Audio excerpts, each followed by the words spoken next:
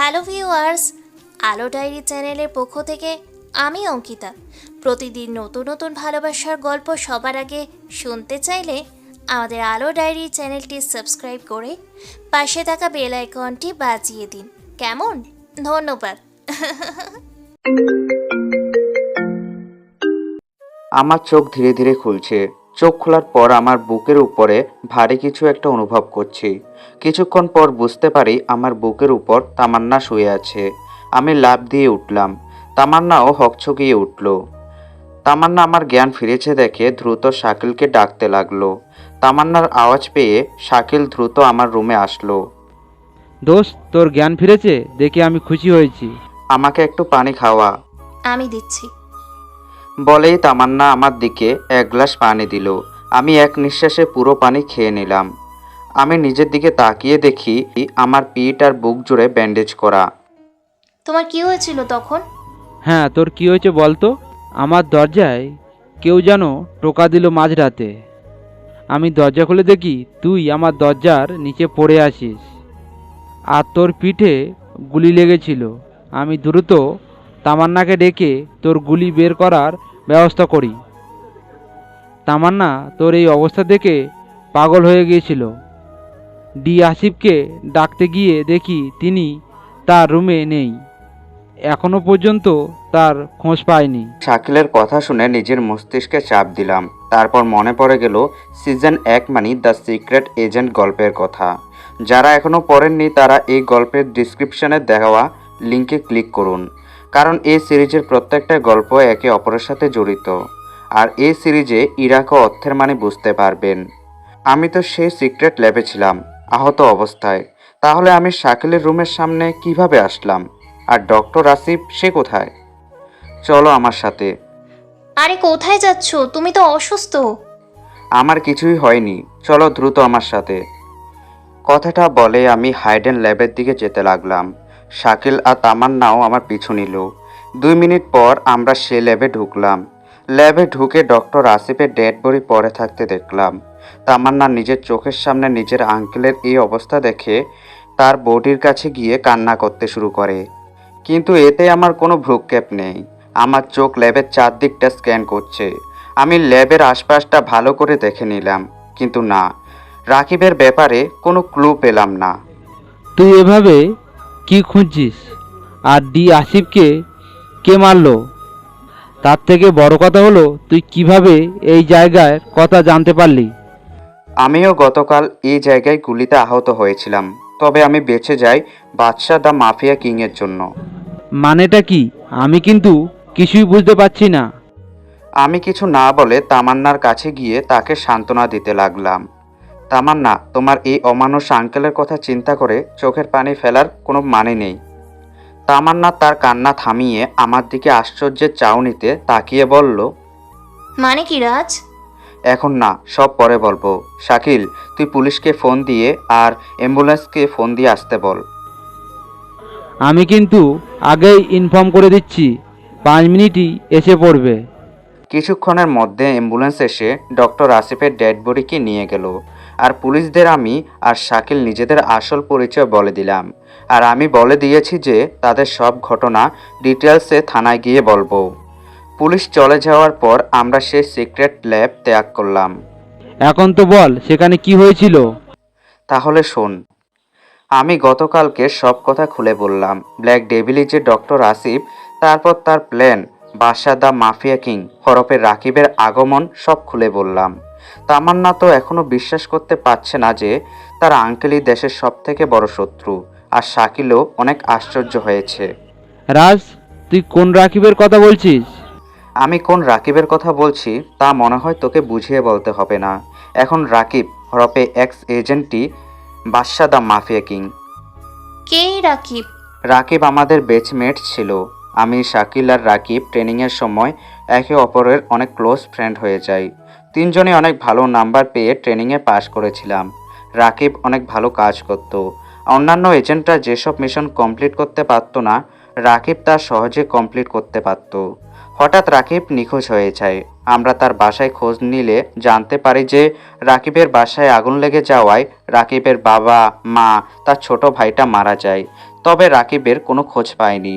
Record অনুযায়ী রাকিব একটা secret মিশনে গিয়েছিল আর সেখান থেকে নিখোঁজ হয়ে গেছে। তখন কি হয়েছিল আর সে কিভাবে বাদশা দ্য মাফিয়া কিং হলো তা জানি না। রাকিবকে খুঁজে পেতে হবে যত দ্রুত, কারণ রাকিব এখন অনেক বড় মাফিয়া কিং হয়ে গেছে। কিন্তু ওকে কিভাবে খুঁজে পাবো তাই তো মাথায় আসছে না। আর তাছাড়া আমার অনেক প্রশ্ন আছে জানার। সে প্রশ্নের উত্তর না জানা পর্যন্ত আমি এই দেশ ছেড়ে কোথাও যাব না। তোর যা ইচ্ছা।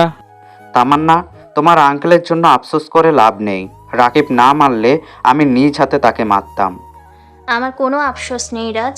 সত্যি বলতে এই রকম দেশদ্রোহীদের বাঁচার কোনো অধিকারই নেই। এ কথা বুঝবার জন্য তোমার ধন্যবাদ। আমি সোজা নিজের রুমে গিয়ে ভাবতে লাগলাম, কেন রাকিব একজন এজেন্ট থেকে মাফিয়া কিং হলো। এমন সময় আমার মোবাইলে একটা কল আসলো। আমি মোবাইল চেক করে দেখি একটা প্রাইভেট নাম্বার। আমি কল রিসিভ করলাম। Hello, who is this? তোর এত ভালো বন্ধুকে এত তাড়াতাড়ি ভুলে গেলি রে দোস্ত। রাকিব তুই? তোর সাথে আমার কথা আছে দোস্ত, তুই প্লিজ আমার সাথে দেখা কর। রাকিব আমার কথার উত্তর না দিয়ে হেসেই চলেছে। আমি কোনো মজা করছি না রাকিব। মজা নয় তো কি রাজ, তুই ভুলে গেলি যে আমি এখন আর এজেন্ট না, আমি এখন বাদশা দা মাফিয়া কিং। পৃথিবীর সব থেকে ডেঞ্জারাস মাফিয়া কিং আমি। পুরো ক্রাইম ওয়ার্ল্ডের বাদশা আমি। CBI, crime force, FBI, Interpol ইত্যাদি সবাই আমাকে খুঁজে খুঁজে ক্লান্ত হয়ে গেছে। আর তুই কিনা বলছিস যে তুই আমার সাথে দেখা করবি। আর তোর ভাগ্য ভালো যে বাদশা দা মাফিয়া কিংয়ের চেহারা তুই দেখেছিস। আর আমার আসল পরিচয় শাকিল আর তোর প্রেমিকাকে বলে দেওয়ার পরও তোরা বেঁচে আছিস। আমি যে তোর কথা ওদের বলে দিয়েছি তা তুই শুনলি কিভাবে? আমার কথা শুনে রাকিব আবার হাসতে লাগলো। কি হলো বল? এই সামান্য খবরাখবর আমি যদি না রাখতে পারি তাহলে আমি কিসের মাফিয়া কিং। যাই হোক, একটা অ্যাড্রেস পাঠিয়ে দিচ্ছি, আজকে বিকালে এই অ্যাড্রেসে এসে পড়বি। আর হ্যাঁ, শাকিল বা অন্য কাউকে আনবি না, মনে যেন থাকে। আমি আসবো, আর আমার সব প্রশ্নের উত্তর আমি নেব তোর থেকে। সি ইউ দোস্ত। আমি ফোন রেখে দিলাম। আজ আমার চিনতে কষ্ট হচ্ছে, কারণ এই কোন রাকিব? রাকিবের কথাবার্তায় সন্ত্রাসীদের মতো ভাব আছে। রাকিব তো নিজের প্রাণও দিতে পারত রাকিব তো নিজের প্রাণও দিতে পারত এই দেশের জন্য। কি এমন হলো যে রাকিব একজন এজেন্ট থেকে হয়ে গেল বাদশা দা মাফিয়া কিং? আমি এখন একটা পরিত্যক্ত স্টেডিয়ামের মাঝখানে দাঁড়িয়ে রাকিবের জন্য অপেক্ষা করছি। ঘড়ির কাঁটা 4টা প্রায় ছুঁই ছুঁই, কিন্তু তাও রাকিবের কোনো দেখা নেই। হঠাৎ একটা মার্সিডিস স্টেডিয়ামের ভাঙা রাস্তা দিয়ে প্রবেশ করলো। গাড়ি আমার সামনে এসে থামলো। গাড়ি থেকে একজন কালো স্যুট পরা, কালো মাস্ক পরিহিত মানুষ নামলো। মাস্ক সরাতে বুঝতে পারলাম এ আর কেউ নয়, বরং রাকিব। রাকিব দোস্ত, তুই আসলি তাহলে? দেখ রাজ, আমি জানি তুই নিজের থেকেও দেশকে বেশি ভালোবাসিস আর অন্যায়ের সাথে কখনো আপোষ করবি না। তাই ভালো করে বলছি, তুই যদি কোনো প্ল্যান করে থাকিস তাহলে কোনো লাভ হবে না, কারণ আমার লোকেরা চারপাশে ছড়িয়ে ছিটিয়ে আছে। বলে আমি একটা মুচকি হাসি দিলাম। রাকিব তা দেখে প্রথমে আশ্চর্য হলেও পরে নিজেকে সামলে নেয়। তুই ভালো করে জানিস যে তোর লোকজনদের মারা আমার জন্য কোনো বড় ব্যাপার না। আমি শুধু তোর থেকে সত্যিটা জানতে এসেছি।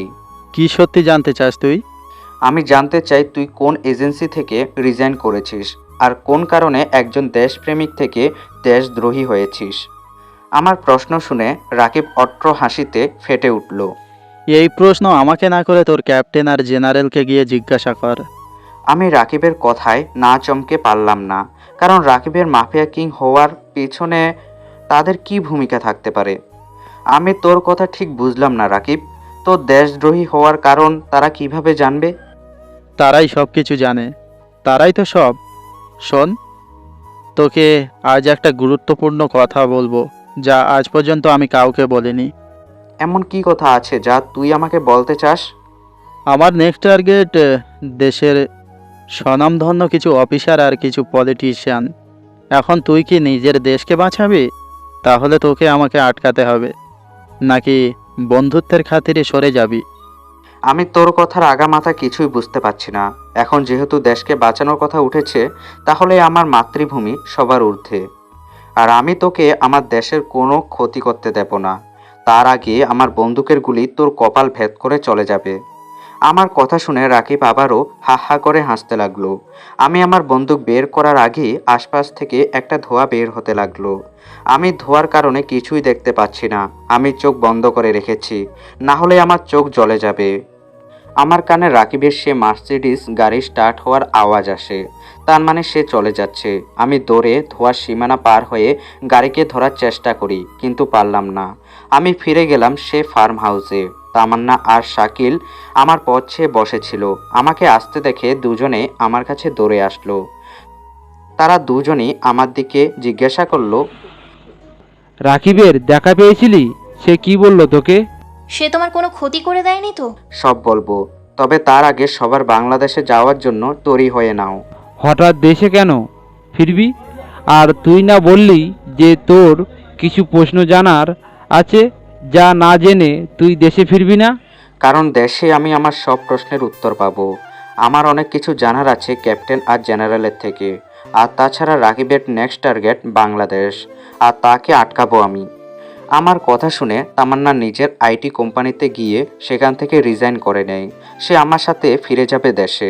শাকিল উপর মহলের সাথে কথা বলে সব রেডি করে নেয়। যাত্রা পথেই আমি শাকিল আর তামান্নাকে সবকিছু খুলে বলি।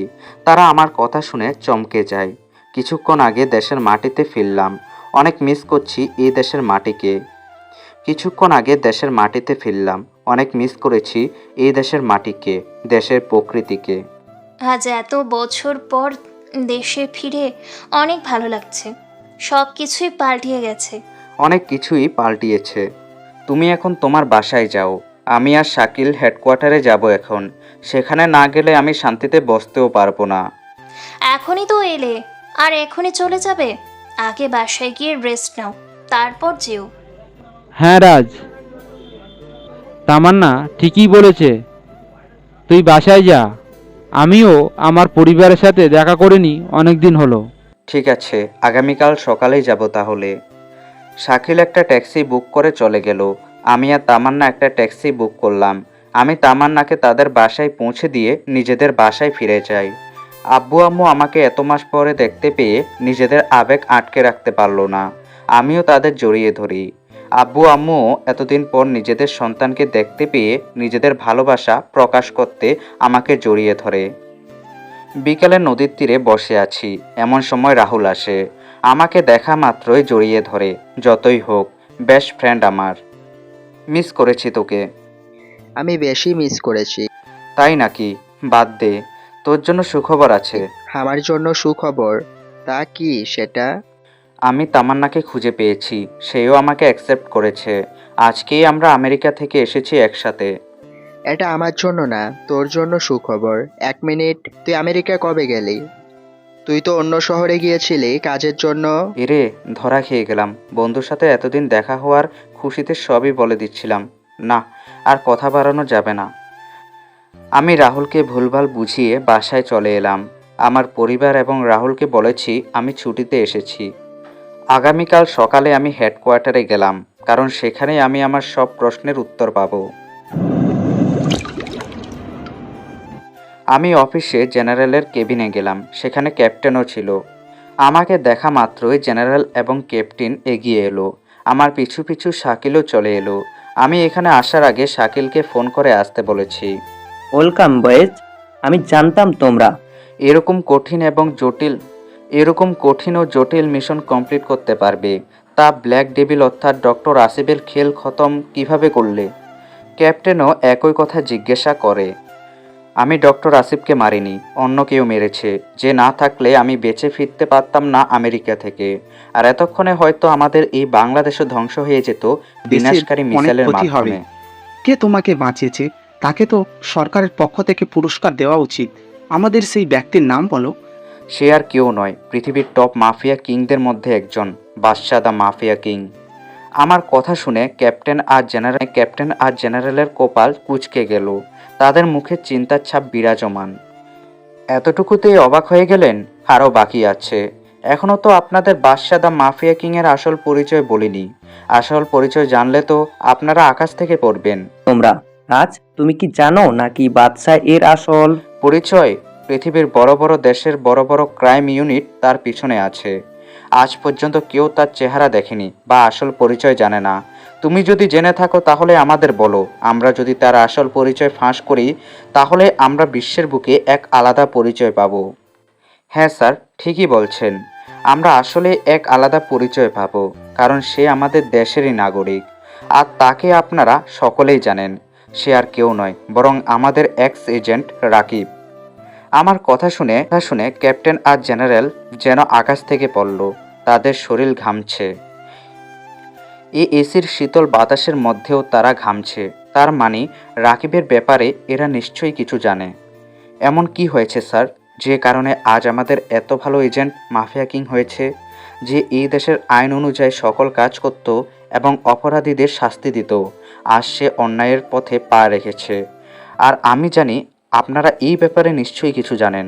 আমাকে বলুন স্যার, এমন কি হয়েছে যার কারণে রাকিব আজ এই পথে? আর রাকিবের পরিবারের মৃত্যুই বা কিভাবে হয়েছিল? রাজ, ডোন্ট ক্রস ইউর লিমিট। আমরা তোমার সিনিয়র, এটা ভুল না। আর রাকিবের ব্যাপারে আমরা বা এজেন্সি কেউ কিছুই জানে না।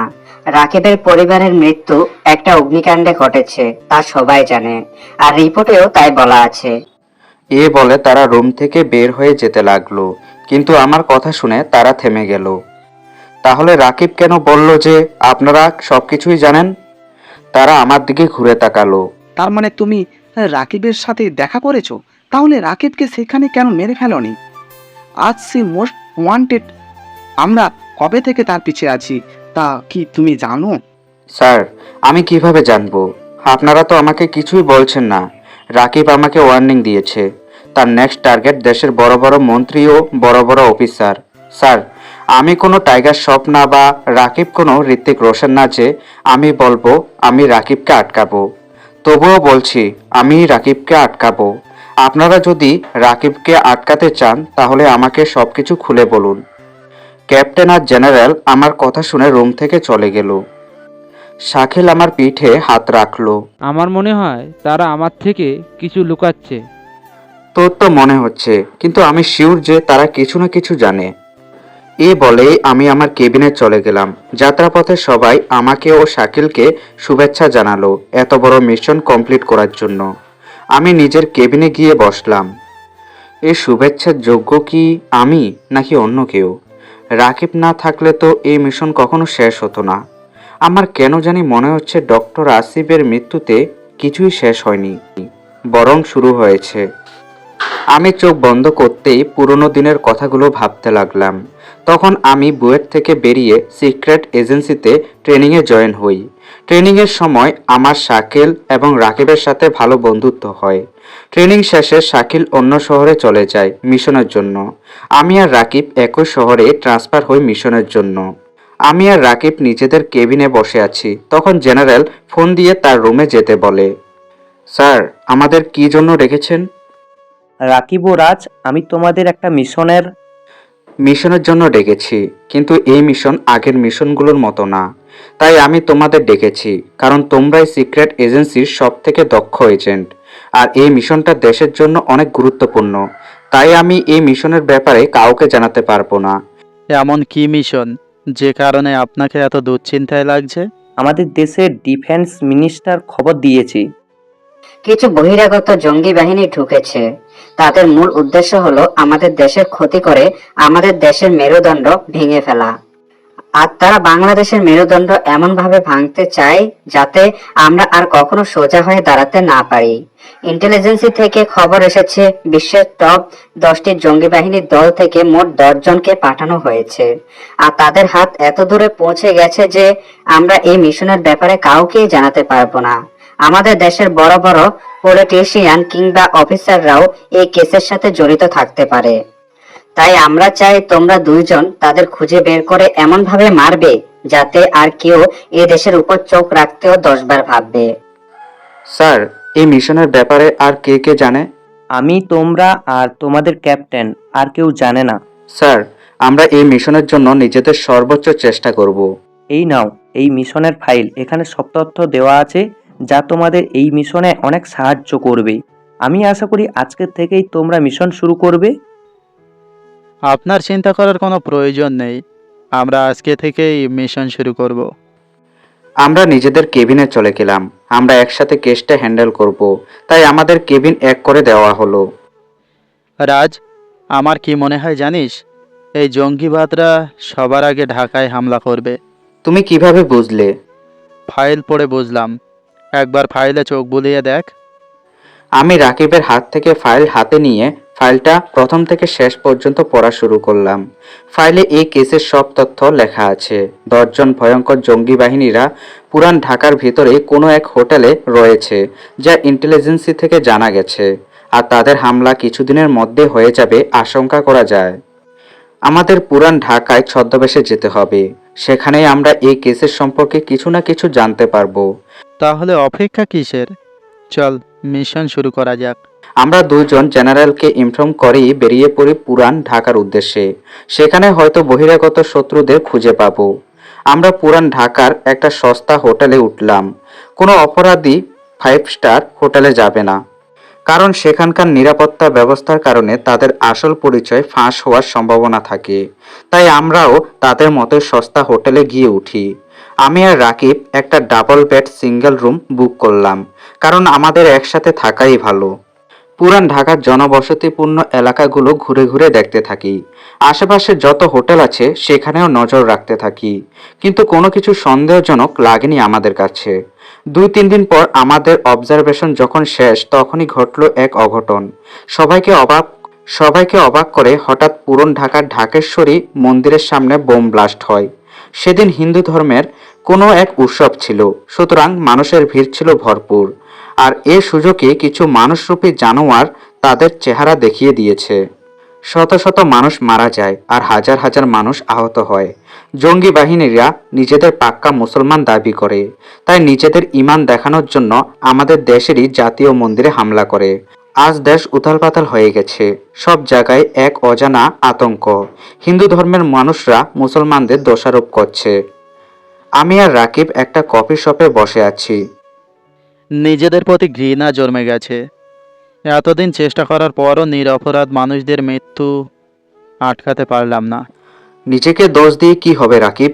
দোষ তো সে মানুষরূপী হায়নাদের, যারা নিজেদের মুমিন বলে পরিচয় দিয়ে আমাদের দেশে হামলা করেছে। তুই কি বলতে পারবি আল্লাহ কোথায় বলেছেন নিরপরাধ মানুষকে মারতে? বরং ইসলামের অর্থ হলো সুন্দর জীবনযাপন, পাক পবিত্রভাবে জীবন পরিচালনা করার নামই ইসলাম। তোর এই কথা যদি দুনিয়ার সবাই বুঝতো, তাহলে এই দুনিয়া জান্নাত থেকে কম সুন্দর হতো না। এখন চল হেডকোয়ার্টারে ফিরে যাই। জেনারেল স্যার আমাদের ডেকেছেন, কারণ আমরা এখানে বিফল হয়েছি। চল। আল্লাহ চাইলে আমাদের হাতেই ওই নরপশুদের মরণ হবে। আমরা বিল মিটিয়ে যে কফি শপ থেকে বের হব, তখনই রাকিবের সাথে একটা মেয়ে ধাক্কা খায়। মেয়েটি পড়ার আগে রাকিব তার কোমর জড়িয়ে ধরে। ফলে দুজন দুজনের চোখের দিকে তাকিয়ে যেন এক অজানা জগতে হারিয়ে গেছে। আমি একটু কাশি দিলাম, ফলে তাদের ঘর ভেঙে যায়। মেয়েটি রাকিবকে নিজের নাম এবং ধন্যবাদ জানিয়ে চলে যায়। মেয়েটির নাম কায়রা। মেয়েটির চেহারায় আমেরিকান ভাব আছে। আমরা কফি শপের বাইরে চলে আসি। কিরে দোস্ত, একটু আগে কোথায় হারিয়ে গিয়েছিলি? আমার কথায় রাকিব দাঁড়িয়ে পড়ে। আরে তেমন কিছু না, তবে মেয়েটিকে বাঙালি বলে মনে হলো না। কায়রা বিদেশি নাম, আর তার চেহারা বিদেশিদের মতো ভাব রয়েছে। আর তার কথার মাধ্যমেও বোঝা গেল যে সে বাংলা ভাষা ঠিক করে বলতেও পারে না। ব্যাপারটা যে আমিও খেয়াল করিনি তা নয়, তবে এই পুরান ঢাকার ঐতিহ্যবাহী হাজি বিরিয়ানি খেতে তো বিদেশ থেকেও মানুষ আসবে। এখন এসব না ভেবে এটা ভাব যে জেনারেলকে কি জবাব দিব। কি আর জবাব দিব, যা জানি তাই বলবো। এই বলে রাকিব আবার হাঁটা শুরু করে, কিন্তু রাকিব কিছু একটা ভেবে থেমে যায়। আমি রাকিবকে থামার কারণ জিজ্ঞেস করি, কিন্তু রাকিবের মুখে ভুবনজয়ী হাসি আর প্রতিশোধের আগুন দুটোই রয়েছে। সে কায়রা নামক মেয়েটি কফি শপ থেকে বেরিয়ে একটা নির্জন গলিতে ঢুকে গেল। সে একাই হাঁটতে থাকে। কিছুক্ষণ পর সে থেমে গিয়ে পিছনে তাকায়, কিন্তু কাউকে দেখতে পায় না। তার মনে হচ্ছে কেউ তার পিছু নিয়েছে। কাউকে দেখতে না পেয়ে সে তার গন্তব্যের দিকে হাঁটা শুরু করে। কায়রার গন্তব্য হলো একটা পরিত্যক্ত হোটেল। কায়রার গন্তব্য হলো একটা পরিত্যক্ত হোটেল। সাধারণ মানুষদের কাছে সে হোটেল পরিত্যক্ত মনে হলেও সে হোটেল হলো অপরাধী সন্ত্রাসবাদীদের লুকোনোর জন্য স্বর্গীয় জায়গা। কায়রা সে দোতলা বিশিষ্ট হোটেলের সামনে দাঁড়ায়। তারপর নিজের চারপাশে ভালো করে তাকিয়ে দেখে কেউ তাকে ফলো করছে কিনা। কিন্তু এ জনমানবহীন জায়গায় কাউকে দেখতে না পেয়ে সে হোটেলের ভিতরে ঢুকে পড়ে। তারপর রিসেপশন পার করে দোতলায় একটা রুমের সামনে যায়। সেখানে দুইবার নক করার পর রুমের ভিতর থেকে কেউ কথা বলে। কায়রা অস্পষ্ট স্বরে কিছু বলার পর রুমের দরজা খুলে যায়। সম্ভবত কায়রা কোনো কোড বলায় ভিতরে থাকা মানুষটি দরজা খুলে দেয়। কায়রা রুমে যাওয়ার পর ভিতরে থাকা মানুষগুলো তার দিকে তাকিয়ে নিজেদের কাজে আবার মন দেয়। হঠাৎ রুমের দরজায় কেউ নক করে। রুমের ভিতরে থাকা মানুষগুলো ভয় পেয়ে যায়, কারণ এই সময়ে এখানে আসার কারো কথা নেই। আবার একটু পর নক করে কেউ। কায়রা উঠে গিয়ে দরজার কাছে গিয়ে জিজ্ঞাসা করে কে, কিন্তু কোনো রেসপন্স নেই বাহির থেকে। হঠাৎ দরজা ফুটো হওয়ার আওয়াজ হলো আর কায়রা নামক মেয়েটি মাটিতে পড়ে গেল। সবাই অনেক ঘাবড়ে গেল। কায়রার মাথা ফুটো হয়ে গুলি চলে গেছে। এমন সময় দরজা ভেঙে পড়ে গেল রুমের ভিতর। রুমের বাইরে দাঁড়িয়ে আছে দেশের সিক্রেট এজেন্সির সেরা দুজন এজেন্ট। একজন এজেন্ট রাজ আর আরেকজন রাকিব। তাদের হাতে সাইলেন্সার যুক্ত রিভলভার। তাদের শক্তিশালী লাথির ফলে জং খাওয়া দরজা ভেঙে পড়ে যায়। রুমের ভিতরে থাকা বাকি 9 জন তাদের অস্ত্র হাতে নেওয়ার আগে রুমের ভিতর গুলি বর্ষণ শুরু হয়। 5 জনের বুকের বাম পাশে গুলি লাগে আর 3 জনের কপাল বরাবর গুলি লাগে। অবশিষ্ট একজনের হাঁটুতে গুলি মারি। এই একজনকে বাঁচিয়ে রাখতে হবে আমাদের, কারণ এর কাছেই আমরা আমাদের সব প্রশ্নের উত্তর পাবো। আমি আর রাকিব সে আহত মধ্যবয়স্ক লোকটিকে আমাদের সাথে করে নিয়ে যাই। রুম থেকে যাওয়ার আগে রুমে থাকা যাবতীয় সব জিনিস নিজেদের সাথে নিয়ে যাই। আমাদের হোটেল থেকে বের হওয়ার পর হোটেল ব্লাস্ট হয়ে যায়। আমিও একটা গ্রেনেড ছুঁড়ে মারি, কারণ এদের ব্যাপারে দেশের সাধারণ মানুষদের জানানো যাবে না। আসলে কফি শপের রাকিব যখন কায়রা নামক মেয়েটিকে নিচে পড়ার হাত থেকে বাঁচায়, তখন রাকিব মেয়েটির কোমর ধরে জড়িয়েছিল। তখন রাকিবের হাতে কিছু ঠেকে। রাকিব প্রথমে পাত্তা না দিলেও কফি শপের বাইরে আসতেই রাকিব বুঝে যায় মেয়েটির কোমরে রিভলভার ছিল। আর এই পুরান ঢাকায় ফরেনারের কাছে রিভলভার থাকা মানে সে জঙ্গিবাদী বাহিনীর সদস্য। তারপর আমি আর রাকিব কায়রার পিছু পিছু যাই। তার গতিবিধি সন্দেহজনক লাগায় তার পিছু পিছু হোটেলে যাই। তারপর আমাদের হাইটেক এক্স-রে ক্যামেরার মাধ্যমে জানতে পারি ভিতরে মোট 10 জন রয়েছে, যার মধ্যে শুধু কায়রাই মেয়ে। তারপর হাইটেক স্পিকারের মাধ্যমে তাদের কথাবার্তা শুনতে পাই। পরবর্তীতে আমাদের যা করার তাই করি। মানুষরূপী শয়তানদের এই দুনিয়ার বুক থেকে উপড়ে ফেলি। হেডকোয়ার্টারের টর্চার সেলে বসে আছে সে মধ্যবয়স্ক লোকটি, তার হাঁটুতে ব্যান্ডেজ করা। আমি, রাকিব ও জেনারেল তার সামনে দাঁড়িয়ে আছি। আমরা যা যা প্রশ্ন করব তার সঠিক উত্তর চাই। তুই কে? তোর সাথীদের নেক্সট টার্গেট কি? তোদের সাথে আর কে কে আছে? তোদের বস কে? লোকটি কিছু না বলে মুচকি হাসে। আমি রেগে গিয়ে লোকটির মাথা বরাবর বন্দুক তাক করি। বলবি নাকি তোর সাথীদের মতো মরবি? রাজ, শান্ত হ। একে মারা যাবে না। এর থেকে অনেক কিছু জানার বাকি আছে আমাদের। রাকিব আমাকে নিয়ে বাইরে চলে গেল। কিছুক্ষণ পর ভিতরে গিয়ে দেখি সে লোকটার মরাদেহ পড়ে আছে চেয়ারে। তার সামনে দাঁড়িয়ে আছে ক্যাপ্টেন ও জেনারেল। জেনারেলের হাতে রয়েছে একটা বন্দুক। স্যার, এ কি করলেন? এই লোকটিকে কেন মারলেন? জেনারেল কিছু বলবে তার আগেই ক্যাপ্টেন তাকে থামিয়ে বলল, এর কাছে কোনো খবর নেই, আর সেখান থেকে যা যা পাওয়া গেছে সব আমরা খুঁটিয়ে খুঁটিয়ে দেখেছি। তাদের বস বলতে কেউ নেই, তারাই নিজেদের বস। তোমরা এই পুরো টিমকে মেনে অনেক ভালো কাজ করেছো। I am proud of you boys. এখন তোমরা যাও। আমি আর রাকিব নিজেদের কেবিনে গেলাম। ক্যাপ্টেনের কথা আমাদের কাছে সন্দেহজনক মনে হচ্ছে। আমারও সন্দেহ হচ্ছে। জেনারেল কিছু বলতে চেয়েছিল, কিন্তু ক্যাপ্টেন তাকে কিছু বলতে দেয়নি। আর কিছু বলবো তার আগেই ক্যাপ্টেন আমাদের কেবিনে এসে আমাদের দুজনকে আলাদা দুটো মিশনে পাঠিয়ে দিল। এ প্রথম আমরা দুজন আলাদা কোনো মিশনে যাই। সেদিনই আমাদের শেষ দেখা ছিল। আমাদের আর দেখা হয়নি। মিশন শেষ করে যখন ফিরি তখন জানতে পারি রাকিব সেই মিশন থেকে আর ফিরেনি। তার বাসায় গিয়ে জানতে পারি রাকিবের পুরো পরিবার এক অগ্নিকাণ্ডে মারা যায়। আমিও প্রথমে শকড হলে পরে নিজেকে সান্ত্বনা দিই। কিছুদিন বাসায় থাকি, তারপর ডক্টর আসিফের কেসের জন্য আমেরিকা চলে যাই। অতীতের ঘটনা মনে করছি, হঠাৎ আমার ভাবনার ছেদ ঘটালো জেনারেলের কল আসায়। তিনি দ্রুত আমাকে ডেকে পাঠিয়েছেন তার চেম্বারে। এই শোনো না, প্রতিদিন ভালোবাসার নতুন নতুন গল্প পেতে ও শুনতে চাইলে আমাদের আলোর ডায়েরি চ্যানেলটি সাবস্ক্রাইব করে পাশে থাকা বেল আইকনটি বাজিয়ে দিও, কেমন? অতীতের ঘটনা মনে করছি, হঠাৎ আমার ভাবনার ছেদ ঘটালো জেনারেলের কল আসায়। তিনি দ্রুত আমাকে ডেকে পাঠিয়েছেন তার চেম্বারে। আমি জেনারেলের চেম্বারে যাই। সেখানে ক্যাপ্টেনকে দেখতে পাইনি। তার সামনের চেয়ারে বসি। রাজ, তুমি ঠিকই বলেছ, আমরা তোমার থেকে কিছু কথা লুকিয়েছি, কিন্তু আমরাও অনেক কিছু জানি না যা তোমাকে খুঁজে বের করতে হবে। সেই পুরান ঢাকার জঙ্গিবাদের কথা মনে আছে তোমার? সেই মিশন তখনও শেষ হয়নি, আর এখনো শেষ হয়নি। আমার তো এটাও সন্দেহ যে ডক্টর আসিফও সেই কেসের সাথে কোনো না কোনোভাবে জড়িত। স্যার, আপনি কি বলছেন এসব? ডক্টর আসিফের কেস তো শেষ, তাহলে সে জঙ্গিবাদীদের সাথে তার কি সম্পর্ক থাকতে পারে? আর আপনিই বা আমার থেকে কি লুকিয়েছেন? আমি তোমার থেকে যে কথা লুকিয়েছি তা হলো, জেনারেল কিছু বলবে তার আগে চেম্বারে ক্যাপ্টেন চলে এলো। ক্যাপ্টেন চলে আসায় জেনারেল থেমে যায়।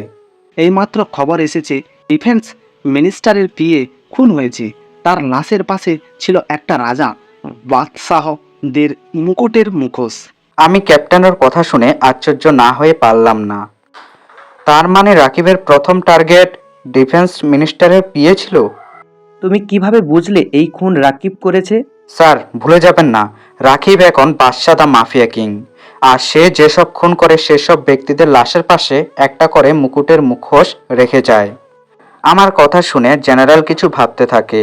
তারপর তিনি কিছু একটা ভেবে আমাকে বলে, আজকের থেকে তুই রাকিবের কেস হ্যান্ডেল করবি, আর কোনো মৃত্যু যাতে না হয় সেই বিষয়টাও তোমাকে দেখতে হবে। একা পারবে? আমার মানে আরও কিছু এজেন্ট নিয়োগ করা উচিত রাজের সাথে, স্যার। না ক্যাপ্টেন, রাজের উপর আমার পূর্ণ বিশ্বাস আছে। সে একাই রাকিবকে আটকাতে পারবে। আমি ঠিক বলছি না রাজ? ইয়েস স্যার, আমি আমার সর্বোচ্চ চেষ্টা করব রাকিবকে আটকানোর জন্য। আমি নিজের কেবিনে চলে গেলাম। একটু হলেও খুশি হলাম, কারণ অফিসিয়ালি আমি কেসটা হ্যান্ডেল করতে পারবো। তবে আক্ষেপ রয়ে গেল, কারণ জেনারেল স্যারের মুখ থেকে সত্যি কথা শুনতে পারলাম না। আমি বাসায় চলে যাই। যাত্রাপথে শাকিলকে সব জানিয়ে দিই। শাকিলও আমাকে সাহায্য করবে জানায়। আমি বাসায় চলে গেলাম। বাসা বলতে একটা বাড়ি ভাড়া নিয়েছি, কারণ আমি আমার আসল বাসায় গেলে সেখানে অনেক প্রশ্নের সম্মুখীন হতে হবে আমাকে। আমি আমার নতুন কেনা বাইকে করে বাসার সামনে আসলাম।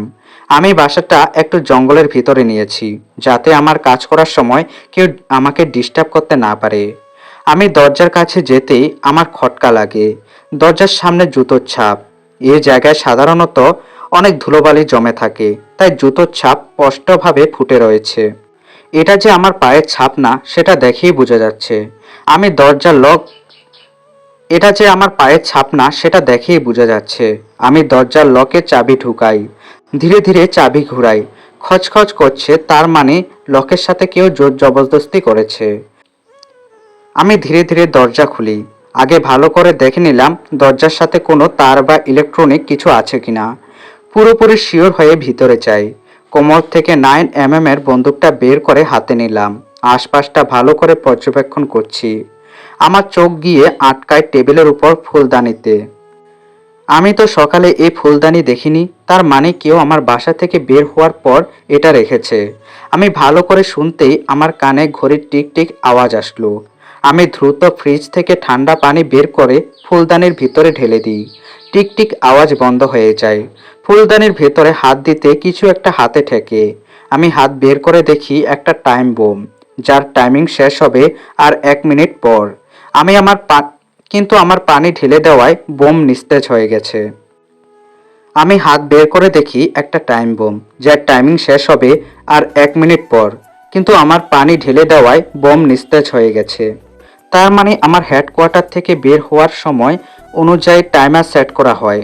এর মানে আমার আসল পরিচয় জানে কেউ, আর সে আমার টাইম টু টাইম হিসাব জানে। আমি বাসা থেকে বের হয়ে যাই, বাইক নিয়ে চলে যাই এক অজানা গন্তব্যে। আমি জঙ্গল থেকে বের হতেই আমার কানে একটা বিকট শব্দ আসে। সেই শব্দটা বোম ব্লাস্ট হওয়ার। আমি টাইম বোমে নতুন তার সংযোগ করে আবার সক্রিয় করে তুলি। যে কেউ এই প্ল্যানটা করেছে সে এখন মনে রাখবে আমি মৃত। পরের দিন সকালে হেডকোয়ার্টারে না গিয়ে শাকিলকে ফোন দিয়ে বলি রাকিবের ফাইলটা নিয়ে আসতে। ফাইলটা আমার টেবিলেই আছে। আমি শিওর রাকিবের মাফিয়া কিং হওয়ার পেছনে এবং ডিফেন্স মিনিস্টারের পিয়ের মধ্যে কোনো না কোনো মিল আছে। তাছাড়া রাকিবের লাস্ট মিশনের ব্যাপারেও আমার জানতে হবে, কারণ রাকিব সে মিশনে গিয়ে আর ফিরে আসেনি। তাই আমি শাকিলকে দিয়ে ফাইল নিয়ে আসি। আমি শাকিলকে জানিয়ে দিই যে সে যেন আমার ব্যাপারে কাউকে কোনো কিছু না বলে। আমি রাহুলের বাসায় যাই। রাহুলের বাবা মা গ্রামে থাকায় আমার সুবিধা হলো। আমি রাহুলকে বললাম যে আমার অফিসের কাজের জন্য তার বাসায় উঠেছি। রাহুলকে সত্যি কথা বলতে পারতাম, কিন্তু পরবর্তীতে রাহুলের লাইফ রিস্ক হতে পারে, তাই আর বলিনি। মধ্যরাত পর্যন্ত রাকিবের লাস্ট মিশনের ফাইলটা পড়লাম। ফাইল পড়তে পড়তে আমি বিরক্ত হয়ে গেছি। এটা কোনো মিশন হলো? একজন সিক্রেট এজেন্টকে কখনো এরকম মিশন দেওয়া হয় না। এটা সাধারণ মিশন যা পুলিশরাই সলভ করতে পারে। আমার একটা বিষয়ে খটকা লাগে। রাকিবের এই মিশনের সাথে আমাকে যে মিশন দেওয়া হয় সেটাও সাধারণ মিশন ছিল। আমার এবং রাকিবকে কখনো সে জঙ্গিবাদী মিশনের পর এরকম সাধারণ মিশন দিবে না এজেন্সি। কিন্তু আমাদের এই মিশন তো ক্যাপ্টেন দিয়েছিল, আর আমরা তার কথা অক্ষরে অক্ষরে পালন করি। তাই অফিসিয়ালি ডকুমেন্ট আর পড়া হয়নি আমাদের। আমি কিছু একটা মিস করেছি। Wait a minute. আমাকে যে মিশন দেওয়া হয়েছিল সেই মিশনে আমার উপর অ্যাটাক হয়। যারা আমার উপর অ্যাটাক করেছিল তাদের দেখে প্রফেশনাল মনে হয়েছিল, আর তাদের সাথে সেই মিশনের কোনো সম্পর্ক ছিল না। তাহলে কি রাকিবের উপরেও কোনো হামলা করা হয়েছিল? আমাদের সেই মিশন দেওয়া হয়েছিল জঙ্গি হামলার পর। তার মানে আমাদের সেই কেস থেকে সরানোর জন্য আমাদের অন্য মিশন দেওয়া হয়েছিল। আর জেনারেলের ভাষ্যমতে সে জঙ্গি হামলার সাথে ডক্টর আসিফের কোনো না কোনো মিল রয়েছে। বাদশাহ ওরফে রাকিবও ডক্টর আসিফের পিছনে পড়েছিল। তার মানে রাকিব জেনে গিয়েছিল সে জঙ্গিবাদী হামলার সাথে ডক্টর আসিফের সম্পর্কের ব্যাপারে। আমি দ্রুত চেক করতে থাকি যে ডিফেন্স মিনিস্টারের পিএর সাথে ডক্টর আসিফের কোনো সম্পর্ক আছে কিনা। তাদের দুজনের call list, chat list, bank account check করলাম। চেক করে যা দেখলাম আর বুঝলাম তাতে এই কেসে আরও বড় মাপের লোক যুক্ত আছে। এই কেসকে কন্টিনিউ করতে হলে আগে আমাকে রাকিবের মাফিয়া কিং হওয়ার পিছনের রহস্য উদ্ঘাটন করতে হবে। তাই আমি বেরিয়ে পড়লাম জেনারেলের ফার্ম হাউসের দিকে, কারণ হয়তো একমাত্র সেই আমাকে সব প্রশ্নের উত্তর দিতে পারবে। আমার বাইক চলছে নির্জন রাস্তায়। একটু আগে বৃষ্টি হওয়ায় পুরো রাস্তা অন্ধকারে নিমজ্জিত রয়েছে, আর আশেপাশে কোনো মানুষও দেখতে পাচ্ছি না। জেনারেলের ফার্ম হাউসের পিছনের দিকটায় আমার বাইক থামালাম, কারণ সামনের দিকে গার্ডস আছে। তারা আমাকে দেখে ফেললে আমার বেঁচে থাকার ঘটনা পাঁচকান হয়ে যাবে। আমি দেওয়াল টপকিয়ে ফার্ম হাউসের সীমানায় প্রবেশ করলাম। পিছনের দিকটায় জেনারেল শখের বসে একটা বাগান বানিয়েছে। আসলে গার্ডেনিং জেনারেলের এক প্রকার শখ। আমি নিস্তব্ধতা বজায় রেখে গুটি গুটি পায়ে এগিয়ে গেলাম। ফার্ম হাউসটা দোতলা, আর দোতলায় জেনারেলের বেডরুম। আমি আর রাকিব বহুবার এই জায়গায় এসেছি, তাই এই জায়গার সব জায়গা আমাদের চেনা। আমি পাইপ দিয়ে উঠে পড়লাম দোতলায়। বারান্দায় ওঠার পর দেখি বারান্দার দরজা লক করা। জানালা দিয়ে দেখতে পেলাম জেনারেল শান্তিতে ঘুমাচ্ছে। আমার আর দেরি করা উচিত হবে না। আমি পকেট থেকে পকেট নাইফ বের করে দরজার লক ভেঙে ফেললাম। তারপর দরজা ধাক্কা দিতে তা কচকচ শব্দ করে খুলে গেল। দরজা খোলার শব্দে জেনারেলের ঘুম ভেঙে গেল। জেনারেল বিছানায় বসে আমার দিকে তাকালো। তার চোখে ঘুম, আর রুমটা অন্ধকার থাকায় আমাকে চিনতে পারছে না। টেবিল লাইট চালু করতে সে আমাকে দেখে ভয়ে আঁতকে উঠে। রাজ, তুমি বেঁচে আছো? কিন্তু কি করে? তোমার গেস্ট হাউস তো ব্লাস্ট হয়ে গেছে আমি শুনেছি। আমি গিয়ে জেনারেলের সামনে বিছানায় বসলাম। আগে বলুন, আমার গেস্ট হাউসের কথা আপনি আর ক্যাপ্টেন ছাড়া কেউ জানতো না। তাহলে আমার উপর কে হামলা করেছে? আমি কিভাবে জানবো? আজকে সকালে খবর আসে তুমি যেই জায়গায় থাকতে সেই জায়গাটা ব্লাস্ট হয়ে গেছে। ভেবেছিলাম আগামীকাল তোমার পরিবারকে জানিয়ে দিব, তোমার মৃত্যুর কথা জানিয়ে দিব, কিন্তু তুমি তো দিব্যি বেঁচে আছো, কিন্তু কিভাবে? আমার কথা না হয় বাদ থাক এখন। আপনি আগে বলুন গতকাল আমাকে কি বলতে চেয়েছিলেন। আপনি আমাকে সত্যি কথা না বললে আমি কেস ইনভেস্টিগেশন করতে পারবো না। আমার কথা শুনে জেনারেল টেবিলে থাকা এক গ্লাস পানি খেয়ে ফেলে। তারপর আমার উদ্দেশ্যে বলা শুরু করে, তোমার সেই দিনের কথা মনে আছে, যেদিন তুমি আর রাকিব একজন জঙ্গিবাদীকে ধরে নিয়ে এসেছিলে? আমরা তাকে টর্চার রুমে বসিয়ে রেখেছিলাম। সে যখন তার মুখ খুলে না, তখন তোমার মাথা গরম হয়ে যায় আর রাকিব তোমাকে বাইরে নিয়ে যায়। তারপর কি হয়েছিল তোমার অজানা। তোমরা যাওয়ার পর আমি সেই জঙ্গির উপর অনেক অত্যাচার করি, কিন্তু সে মুখ খুলতে নারাজ। আমারও মাথা গরম হয়ে যায় তখন। হঠাৎ করে টর্চার রুমে ক্যাপ্টেন এসে পড়ে। সেও আমার সাথে তাল মিলিয়ে তাকে জিজ্ঞাসা করতে থাকে। যখন সে মুখ খুলে না, তখন ক্যাপ্টেন রেগে তাকে ঘুষি কয়েকটা মারে। হঠাৎ সেই জঙ্গি ক্যাপ্টেনের কোমর থেকে বন্দুক নিয়ে আমাদের দিকে তাক করে। আমার হাতে কোনো বন্দুক ছিল না। আমরা হাত উঁচু করে পিছনের দিকে যাই, কিন্তু হঠাৎ করে ক্যাপ্টেন আমার হাতে একটা বন্দুক দেয়, যা আমি হাতে পাওয়া মাত্রই সেই জঙ্গিকে শ্যুট করি। আমি কত বড় ভুল করেছিলাম তা পরে বুঝতে পারি। ক্যাপ্টেন আমাকে শান্ত থাকতে বলে। তখন তোমরা দুইজন এসে পড়ো। ক্যাপ্টেন তোমাদের মিথ্যে কথা বলে পাঠিয়ে দেয়। আমি তখন শকড থাকায় কিছু বলতে পারিনি। পরের দিন জানতে পারি কোমর দুইজনই একটা আনঅফিসিয়াল কেসের জন্য বাইরে চলে গেছো। তখন ক্যাপ্টেন নিজের টিম নিয়ে সেই জঙ্গিবাদী কেসের ইনফরমেশন করে যায়, যার ফলাফল কিছুই আসে না। কয়েক মাস পর তুমি ফিরে আসার আগে আমাদের সাথে রাকিবের যোগাযোগ হয়। রাকিব তখন কিসের একটা বিপদের কথা বলছিল। সে বলছিল বাংলাদেশের উপর অনেক বড় বিপদ আসতে চলেছে। তারপরে আর রাকিবের কোনো খবর পাইনি। কিছুদিন পর জানতে পারি রাকিবের পরিবারের মৃত্যু হয়ে গেছে এক অগ্নিকাণ্ডে। তারপর তুমি ফিরে আসায় তোমাকে আর বিরক্ত করতে চাইনি, কারণ তুমিও তোমার বন্ধুর জন্য অনেক হতাশ ছিলে। ডক্টর আসিফের কেসে আমিও তোমাকে রিক্রুটমেন্ট করেছিলাম, কারণ আমি জানতে পারি সেই জঙ্গিবাদী কেসের সাথে ডক্টর আসিফের বানানো মিসাইলের কোনো না কোনো সম্পর্ক আছে। ক্যাপ্টেন তোমাকে জানাতে মানা করে, তাই আমি আর বলিনি। তুমি ডাক্তার আসিফকে মিসাইল বাস্ট করার থেকে তো আটকিয়েছো, কিন্তু বাংলাদেশের উপর থেকে বিপদ এখনও কাটেনি, যা তোমাকে আটকাতে হবে। এক নাগারে জেনারেল কথাগুলো বলল। আমিও মন দিয়ে শুনলাম তার কথা। 1 মিনিট, আনঅফিসিয়ালি কেস মানে কি? ক্যাপ্টেন তো আমাকে অফিসিয়ালি কেসের জন্য পাঠিয়েছিল। স্যার, কিন্তু ক্যাপ্টেন তো আমাদের অফিসিয়ালি কেস ইনভেস্টিগেশন করার জন্য পাঠিয়েছিল। আমাদের এজেন্সি কখনো আনঅফিসিয়ালি মিশনের জন্য এজেন্ট নিয়োগ করে আমি জানি না তো। তা কিভাবে হয়? ক্যাপ্টেন আমাকে জানায় তোমরা দুইজন দেশের সাথে আনঅফিসিয়াল মিশনে গেছো, তাই আমি আর কিছু বলিনি। কিন্তু তুমি এখন বলছো যে তোমরা অফিসিয়াল মিশনে গিয়েছো, তোমাদের কাছে গভর্নমেন্ট ডকুমেন্ট ছিল।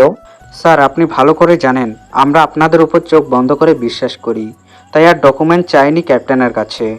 তবে আমি এখানে আসার আগে রাকিবের মিশনের ফাইল চেক করেছি।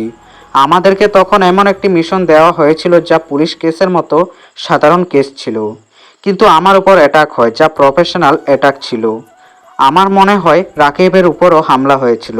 আর আমি একটা গুরুত্বপূর্ণ কথা জানতে পারি, ডক্টর আসিফ আর ডিফেন্স মিনিস্টারের কল লিস্ট, চ্যাট লিস্ট আর ব্যাংক অ্যাকাউন্টের ডকুমেন্টস অ্যানালাইসিস করে। কি সেই ইনফরমেশন? ডক্টর আসিফ আর জেনারেলের ব্যাংক অ্যাকাউন্টে গত 1 বছরে প্রায় 500 কোটি টাকা এসেছে। বিশেষ করে সে জঙ্গিবাদী হামলার সময় অনেক টাকা এসেছে তাদের ব্যাংক অ্যাকাউন্টে। আরও একটা কথা জানতে পারি, তাদের কল লিস্ট চেক করে তাদের প্রায় কথা হতো। আর সম্ভবত তাদের আরও বেআইনি ব্যাংক অ্যাকাউন্ট, সিম, অনলাইন অ্যাকাউন্ট আছে। ও মাই গড, তার মানে এটা অনেক বড় চক্রান্ত। আমাদের এই চক্রান্তের মাস্টারমাইন্ডকে বের করতে হবে দ্রুত। আর ক্যাপ্টেনকে আগামীকাল জবাবদিহি করতে হবে। তোমাদের কেন কেস থেকে সরানোর জন্য ফালতু কেসে পাঠিয়েছিল। না স্যার, আপনি তা করবেন না, তাহলে ক্যাপ্টেন আরও সতর্ক হয়ে যাবে। আরেকটা কথা, আমার বেঁচে থাকার কথা কাউকে এখন জানানোর দরকার নেই, আর আমার পরিবারকে কোনো আপডেট দেওয়ার দরকার নেই। ক্যাপ্টেনের ব্যাপারটা আমি দেখে নেব। এখন শুধু আমাকে জানতে হবে রাকিবের সাথে কি হয়েছিল আর এই দেশের উপর কি বিপদ আছে।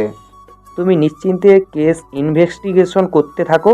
আমার কাছ থেকে সব ধরনের আনঅফিসিয়াল সাপোর্ট পাবেই। আপনাকে অনেক ধন্যবাদ স্যার। আমি আবার পাইপ বেয়ে নিচে নেমে গেলাম। তারপর আবার দেওয়াল টপকে বাইরে চলে আসলাম। বাইকের সামনে দাঁড়িয়ে আছি।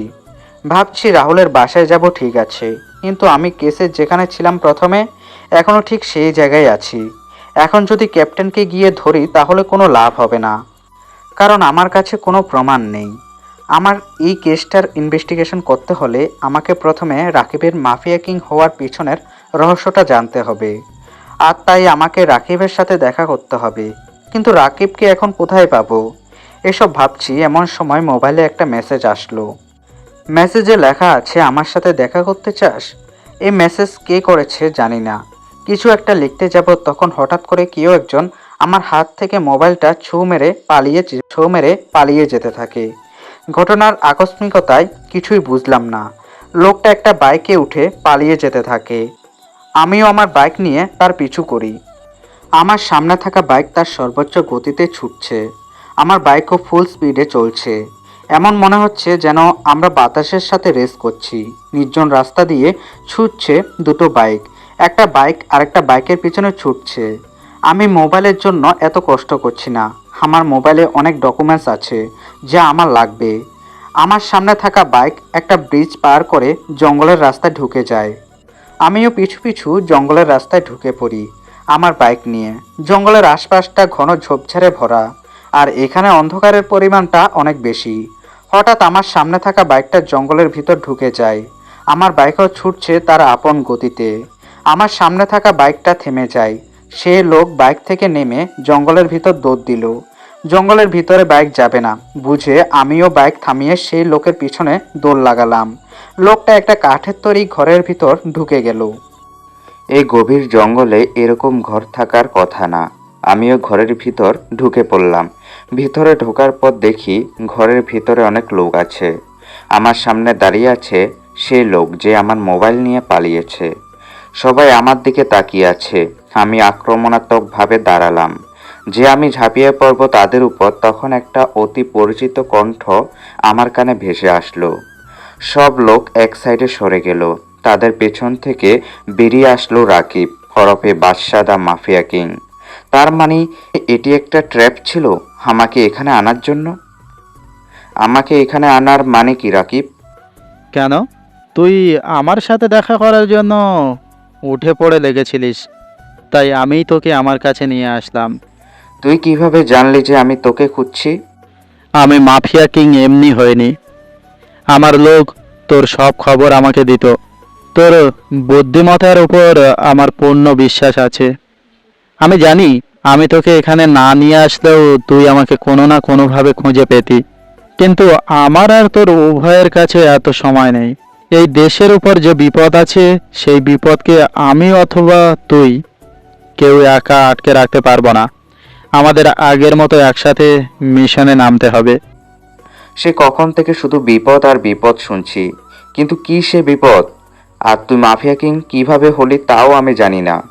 জেনারেল আমাকে অনেক তথ্য দিয়েছে, কিন্তু তার থেকে তোর মাফিয়া কিং হওয়ার পেছনের রহস্য জানতে পারিনি। বাদ বাকি রইল ক্যাপ্টেন, সে আমাকে এড়িয়ে চলে। তাকে কীরকম সন্দেহজনক মনে হচ্ছে আমার। আর আমার গেস্ট হাউসে অ্যাটাক যে করেছে সে আমার ব্যাপারে অনেক কিছু ভালো করে জানে। তোর আর ডিফেন্স মিনিস্টারের মধ্যে কি কানেকশন আছে?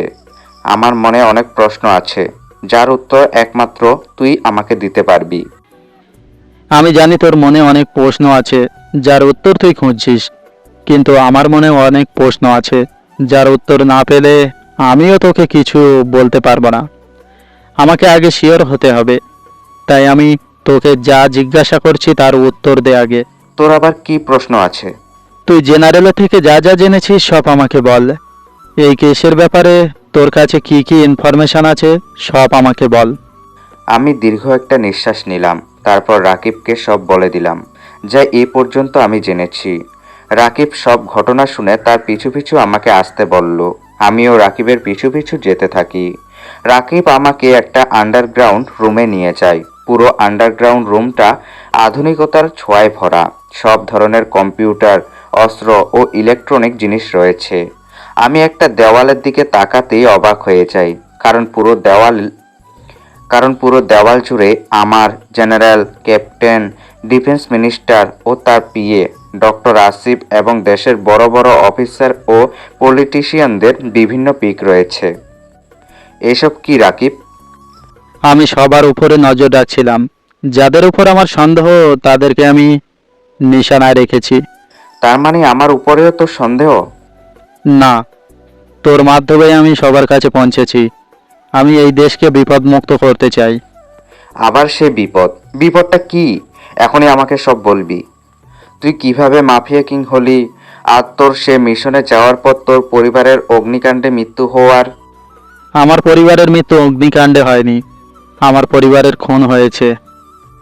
রাকিব চিৎকার করে কথাটি বলল। আমি রাকিবের কথা শুনে অবাক তো হয়েছি, সাথে দুঃখও পেয়েছি, কারণ রাকিবের আব্বু আম্মু আমাকেও তাদের সন্তানের মতো দেখত। কি কি কি বলছিস তুই? তাদের খুন হয়েছে মানে? আমার গলা থেকে কথা বের হচ্ছে না। আমাদের কাছে বেশি সময় নেই, তাই তোর সব কিছু এখনই জানা দরকার। আমার আশেপাশে যাদেরকে দেখছি সেই পর্যন্ত, এরা সবাই বিভিন্ন দেশের সিক্রেট এজেন্ট। এরাও আমাদের মতো নিজেদের দেশের জন্য নিজেদের জীবন ত্যাগ করতে পারে। আমি রাকিবের এই কথা শুনেই অবাকের শীর্ষে পৌঁছে গেলাম। রাকিব, তোর কথা আমি কিছুই বুঝতে পারছি না, তুই প্লিজ আমাকে সব খুলে বল। তাহলে তোকে প্রথম থেকেই বলি। ফ্ল্যাশব্যাক। এখন রাকিবের দিক দিয়ে গল্প শুরু হবে। 1 বছর পূর্বে সেদিন ক্যাপ্টেন আমাদের নতুন মিশন দিয়েছিল, তোর মনে আছে? সেদিনের পর থেকে আমাদের আর কখনো দেখা হয়নি। আমাকে একটা খুনের কেস দেওয়া হয়েছিল। কেসের ফাইল দেখে আমি অবাকই হয়েছিলাম, কারণ এরকম কেস কোনো সিক্রেট এজেন্টকে দেওয়া হয় না। কিন্তু ক্যাপ্টেনকে আমরা চোখ বুজে বিশ্বাস করতাম, তাই আমি মিশনের জন্য বেরিয়ে পড়ি। আমি মিশনে যাওয়ার আগে তোর সাথে দেখা করতে গেলে ক্যাপ্টেন আমাকে জানায় তুই আগেই মিশনের জন্য বের হয়ে গেছিস। আমার কেন জানি মনে হচ্ছিল কোথাও কোনো গন্ডগোল রয়েছে। আমার বারবার মনে হচ্ছিল সে জঙ্গি হামলা ধামাচাপা দেওয়া হচ্ছে, কিন্তু আমার সন্দেহ তেমন প্রখর ছিল না। তাই আমি বেরিয়ে পড়ি মিশনের উদ্দেশ্যে। আমার সাথে কিছু পুলিশ অফিসার ছিল মিশনে। 1 মাস কেস স্টাডি করার পর বুঝতে পারি আমাকে এই মিশনে ইচ্ছে করে ফাঁসানো হয়েছে। পুলিশ অফিসারগুলো আমাকে ঘুরাচ্ছিল, তাই আমি কাউকে না জানিয়ে অর্ধেক মিশন রেখেই আমি চলে আসি আমার এক পুলিশ বন্ধুর কাছে। তাকে বিষয়টা জানানোর পর সে আমাকে জানায় এমন কোনো খুনই হয়নি, আর আমার সাথে যেসব পুলিশ অফিসার ছিল তাদের কোনো ডকুমেন্ট নেই পুলিশ হেডকোয়ার্টারে। আমার মাথায় প্রচণ্ড রাগ উঠে যায়। আমি দ্রুত সে পুলিশ অফিসারদের কাছে যাই, কিন্তু তারা হঠাৎ করে আমার উপর ফায়ারিং শুরু করে। আমি কোনো মতে সেখান থেকে পালিয়ে আসি। তারপর রাতের বেলায় যখন আমি তাদের পিছু নিই, তখন তাদের সাথে একজন লোকের কথা বলতে দেখি। লোকটা সে ভুয়ো অফিসারদের টাকা দিচ্ছিল। আমি দূরে থাকায় তাদের কথা শুনতে পাইনি। আমি ভুয়ো অফিসারদের রেখে সে লোকের পিছু নিই। লোকটা একটা নির্জন রাস্তায় এসে কাউকে ফোন দিল। আমি দেওয়াল ঘষে দাঁড়িয়ে থাকায় লোকটির কথা শুনতে পেলাম। স্যার, গুন্ডারা রাকিবকে মেরে ফেলেছে। হ্যাঁ স্যার, ঠিক আছে। জঙ্গি হামলার ব্যাপারে কেউ আর জানতে পারবেন না। আমার অ্যাকাউন্টে 1 কোটি টাকা দেওয়ার জন্য ধন্যবাদ আপনাকে। কিছুদিনের মধ্যেই বাংলাদেশ ধ্বংসলীলা শুরু হয়ে যাবে। এই কথা বলে লোকটা হাসতে হাসতে ফোন কেটে দিল, কিন্তু লোকটার হাসি দীর্ঘ সময় থাকলো না। লোকটার বাঁকা হাসি নিমেষে তার মুখ থেকে গায়েব হয়ে গেল যখন সে তার সামনে আমাকে দেখতে পারে। তুই কার সাথে কথা বলছিলি? বাংলাদেশের উপর কি বিপদ রয়েছে? জঙ্গিবাদী হামলার সাথে আর কে কে জড়িত আছে? সব প্রশ্নের উত্তর না দিলে তোকে এখানেই পুঁতে ফেলবো। লোকটা আমার কথা শুনে প্রচণ্ড ভয় পেয়ে যায়। লোকটা আমার পিছনের দিকে ইশারা করে। আমি পিছনের দিকে তাকাতেই লোকটা দৌড় শুরু করে। আমিও কম কিসের, লোকটার পিছু পিছু আমিও ছোটা শুরু করি। এক পর্যায়ে আমরা ফ্লাইওভার ব্রিজে পৌঁছে যাই দৌড়াতে দৌড়াতে। আমি যে লোকটাকে ধরে ফেলবো, লোকটি ফ্লাইওভার ব্রিজ থেকে লাফ দিয়ে আত্মহত্যা করে। লোকটার প্রাণের মায়া ছিল না। এর দুটো মানেই থাকতে পারে, হয়তো লোকটা খুব সাহসী আর নিজের মালিকের প্রতি গাদ্দারি করতে নারাজ। এ কারণ না হলে আর একটা কারণ মানানসই হয়, সেটা হলো লোকটার ফ্যামিলি তার মালিকের কাছে জিম্মি আছে। আমি লোকটার কাছে যাই, সেখানে ভিড় জমে গেছে। লোকটার মোবাইল ফোন তার পকেটে পেলাম না, হয়তো দৌড়ানোর সময় কোথাও ফেলে দিয়েছে। আমি আমার ফোন দিয়ে দ্রুত হেডকোয়ার্টারে ফোন দিই। হেডকোয়ার্টার থেকে জেনারেল কল রিসিভ করে। হ্যালো স্যার, আমি রাকিব বলছি। আমার কথা ভালো করে শুনুন, দেশের উপর অনেক বড় বিপদ আসতে চলেছে। রাকিব, তুমি কিসের বিপদের কথা বলছো? আর তুমি এখন কোথায়? তুমি তো একটা আনঅফিসিয়াল মিশনে গিয়েছিলে। আনঅফিসিয়ালি মিশনে এসেছিলাম। কথাটি শুনে আমি বুঝে যাই আমাদের এজেন্সির ভিতর থেকে কেউ কল কাঠারি নাড়ছে। আমি কল কেটে দিই, নীরব একটা জায়গায় বসে ভাবতে থাকি। তার মানে আমাকে আর রাজকে সে জঙ্গিবাদী কেস থেকে সরানোর জন্যই একটা ফেক মিশন সৃষ্টি করে আমাদের মাইন্ড ডাইভার্ট করানো হয়। এর মানে রাজও বিপদে আছে। আমাকে দ্রুতই হেডকোয়ার্টারে গিয়ে রাজের মিশন সম্পর্কে জানতে হবে। না হলে না হলে রাজের সাথে দেশও অনেক বড় বিপদে পড়ে যাবে। ম- মনে মনে কথাগুলো ভেবে আমি দ্রুত রওনা দিলাম হেডকোয়ার্টারের উদ্দেশ্যে। কিন্তু মাঝপথে আমার মোবাইলে একটা ফোন আসে। আমার বাসার নাম্বার শো করছিল মোবাইলে। আমি কল রিসিভ করতেই মোবাইলের ওপাশ থেকে কান্না এবং চিৎকারের আওয়াজ আসছিল। আমি হ্যালো হ্যালো বললেও ওপাশ থেকে শুধু কান্নার আওয়াজ আর চিৎকারের আওয়াজ শুনতে পাচ্ছিলাম। হঠাৎ ফোনের ওপাশ থেকে কারোর আওয়াজ শুনতে পেলাম। তোর পরিবারকে যদি বাঁচাতে চাস তাহলে দ্রুত বাসায় ফিরে আয়। আমি হ্যালো হ্যালো বললেও ওপাশ থেকে শুধু কান্না আর চিৎকারের আওয়াজ শুনতে পাচ্ছিলাম। হঠাৎ ফোনের ওপাশ থেকে কারোর আওয়াজ শুনতে পেলাম। তুই কি আমি জানি না, কিন্তু ভালো করে শুনে নে। আমার পরিবারের কারোর যদি কিছু হয় তাহলে তোর কি অবস্থা করব তুই স্বপ্নেও ভাবতে পারবি না। কোনো জবাব না এসে কল কেটে গেল। আমি দ্রুত বাসার উদ্দেশ্যে রওনা দিলাম। আমার মনে এক অজানা ভয় কাজ করতে থাকে। আমার বারবার মনে হচ্ছিল আমি আমার আম্মু আব্বু ও ছোট ভাইকে দেখতে পাবো না। আমাদের বাসার লোকেশন ছিল নির্জন জায়গায়। আমার দাদা অনেক আগে বিশাল জায়গা জুড়ে জমি কিনে রেখেছিল। সেখানে আমাদের বাড়ি বানানো হয়। আশেপাশে তেমন ঘরবাড়ি নেই। আমি বাসার কাছে আসতেই আমাদের বাড়িটা ব্লাস্ট হয়ে যায়। ব্লাস্টের ধামাকায় আমিও উড়ে ছিটকে পড়ি একটা ক্ষেতের আড়ালে। আমি সেখানে অজ্ঞান হয়ে যাই। আমার যখন জ্ঞান ফিরে তখন আমি নিজেকে একটা ক্লিনিকে পাই। আমার জ্ঞান ফিরায় নার্স ডাক্তারকে ডেকে নিয়ে আসে। ডাক্তারের মাধ্যমে জানতে পারি তিনি আমাকে একটা ক্ষেতে ক্ষতবিক্ষত অবস্থায় খুঁজে পায় আর এখানে নিয়ে আসে। আমি আরও অবাক হই যখন জানতে পারি আমি এখানে 1 মাস ধরে আছি। আমি আমার পরিবারের খোঁজ নিয়ে জানতে পারি সবাই সেই ব্লাস্টে মারা যায়। আমি অনেক দুঃখ পাই সেই দিন। কিন্তু সেদিন আমি প্রতিজ্ঞাবদ্ধ হই যে আমি আমার পরিবারের মৃত্যুর প্রতিশোধ নেব। আমি নিজের মতো ইনভেস্টিগেশন করা শুরু করি। যারাই আমার উপর হামলা করেছিল তারা আগে জেনেছিল আমি মারা গেছি। কিন্তু পরে আমার বেঁচে থাকার কথাটা তারা জানতে পারে। কিন্তু কিভাবে? আমি তো জেনারেলকে ফোন দিয়েছিলাম শুধু। তার মানে সে কি জড়িত এসবের বিষয়ে? সে আর ক্যাপ্টেন আমাদের জানিয়েছিল জঙ্গি হামলার কেসের সাথে আর কেউ জড়িত নেই। ক্যাপ্টেন আমাদেরকে ফেক মিশনে পাঠিয়েছিল। তাহলে কি সে জড়িত এসবের সাথে? আমার মাথায় অনেকগুলো প্রশ্ন ঘুরপাক করছিল, কিন্তু তার উত্তর আমি খুঁজে পাচ্ছিলাম না। আমি বুঝে যাই আইন মেনে আমি কোনো কিছুই জানতে পারবো না। তাই আমি আইনের বিরুদ্ধে গিয়ে আইনের রক্ষা করতে থাকি। আমি সেসব মানুষদের খুঁজতে থাকি যারা দেশের জন্য নিজেদের জীবন দিতে পারে, অথচ তারাই আজ অবহেলিত। আমি নিজের একটা টিম গঠন করি, একটা ছদ্মনাম ব্যবহার করি। আমি একজন দ্য সিক্রেট এজেন্ট থেকে হয়ে যাই বাদশাহ দ্য মাফিয়া কিং। আমার নাম দেশ পেরিয়ে বিদেশে চলে যায়। ফ্ল্যাশব্যাক শেষ। এখন আবার আগের মতো রাজের দিক দিয়ে গল্প শুরু হবে। আমি সেই জঙ্গি হামলার কেস রিইনভেস্ট করে করে জানতে পারি ডক্টর আসিফের সাথে সেই জঙ্গি হামলার কানেকশন আছে। ডক্টর আসিফ তার ছদ্মনাম ব্যবহার করে দেশের বিরুদ্ধে ষড়যন্ত্র করে। আমি আমার সব কানেকশন চালু করে ব্ল্যাক ডেভিল ওরফে ডক্টর আসিফকে খুঁজে বের করে তার সব ষড়যন্ত্র বিফল করে দিই। কিন্তু এখনও দেশের উপর থেকে বিপদ কাটেনি। এখনও এইসবের পেছনে অনেকেই আছে যারা এখনও ষড়যন্ত্র করেই যাচ্ছে দেশের বিরুদ্ধে। আর দেশে এতবার ষড়যন্ত্র হলো, কিন্তু দেশের ডিফেন্স মিনিস্ট্রি থেকে কোনো পদক্ষেপ নেওয়া হয়নি। এর মানে মিনিস্ট্রি থেকেও অনেকে জড়িত আছে, কিন্তু কারা জড়িত আছে আমি জানি না। তাই ডিফেন্স মিনিস্টারের পিএকে ফলো করি। তাকে কিডন্যাপ করে জিজ্ঞাসাবাদ করার অনেক কিছুই জানতে পারি। পরবর্তীতে তাকে মেরে ফেলি। এখন তার সাহায্যে জানতে পারলাম ক্যাপ্টেন এইসবের সাথে জড়িত থাকতে পারে। আমি এতক্ষণ রাকিবের সব কথা শুনছিলাম। রাকিবের সাথে এত কিছু হয়ে গেল আর আমি কিছুই জানতাম না। রাকিব, তুই এত দুঃখ কষ্টের মধ্যে দিন কাটাচ্ছিস আর আমি জানতেও পারলাম না।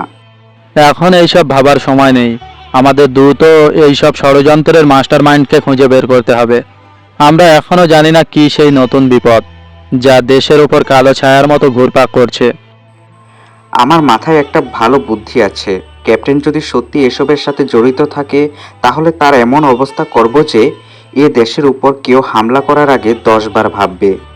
এই শোনো না, প্রতিদিন ভালোবাসার নতুন নতুন গল্প পেতে ও শুনতে চাইলে আমাদের আলোর ডায়েরি চ্যানেলটি সাবস্ক্রাইব করে পাশে থাকা বেল আইকনটি বাজিয়ে দিও, কেমন? কিছুদিন যাবৎ শহরে ঘন ঘন বৃষ্টি হচ্ছে। আজকেও বৃষ্টি হচ্ছে শহর জুড়ে, ঘন রাত, তার মধ্যে মুষলধারে বৃষ্টি হচ্ছে। তাই নীরবতা যেন আরো বিরাজমান হচ্ছে শহরের বুকে। রাস্তার বুক দিয়ে একটা লাল রঙের গাড়ি চলে গেল। গাড়িটি একটা জনমানবহীন রাস্তায় থেমে যায়। গাড়ি থেকে একজন হুডি পরা লোক নেমে আশেপাশে তাকালো। কাউকে দেখতে না পেয়ে সে একটা বাড়িতে ঢুকে পড়ে। কলিং বেল বাজানোর পর একজন মধ্যবয়স্ক লোক দরজা খুলে দেয়। লোকটি হাসিমাখা মুখ নিয়ে ভিতরে ঢুকে। কলিং বেল বাজানোর পর একজন মধ্যবয়স্ক লোক দরজা খুলে দেয়। লোকটি হাসিমাখা মুখ নিয়ে ভিতরে ঢুকে। বাড়ির ভিতরটা বিলাসবহুল। লোকটা তার মাথা থেকে হুডি সরায়। এ কি, এ তো ক্যাপ্টেন। আর তার সামনে থাকা মধ্যবয়স্ক লোকটি হলো defence minister Afzal Hossain. Captain, তোমাকে আর আমাকে অনেক টাকা দেওয়া হয়েছে এই 1 বছরে, কিন্তু তোমাদের এজেন্সির জন্য কোনো হামলা ঠিক করা হচ্ছে না। এর জন্য সিন্ডিকেট অনেকটাই বিরক্ত। তারা হুমকি দিয়েছে এবার যেন কোনো ভুল না হয়। এবার কোনো ভুল হবে না, কারণ রাজকে শেষ করে দিয়েছি। রাকিবকেও আমার লোকেরা হন্য হয়ে খুঁজছে। তাকে দেখা মাত্রই মেরে ফেলবে আমার ভাড়া করা প্রফেশনাল কিলাররা। আমাকে খোঁজার জন্য এত কষ্ট করার কি দরকার আছে? আমি নিজেই এসে গেছি।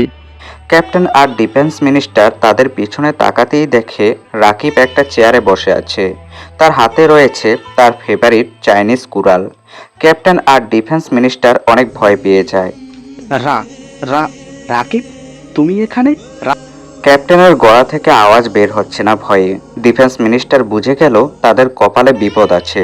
তাই সে একটা বন্দুক বের করে রাকিবের দিকে তাক করে। কিন্তু হঠাৎ একটা গুলি এসে আফজাল হোসেনের হাতে লাগে। তার বন্দুকটা ছিটকে পড়ে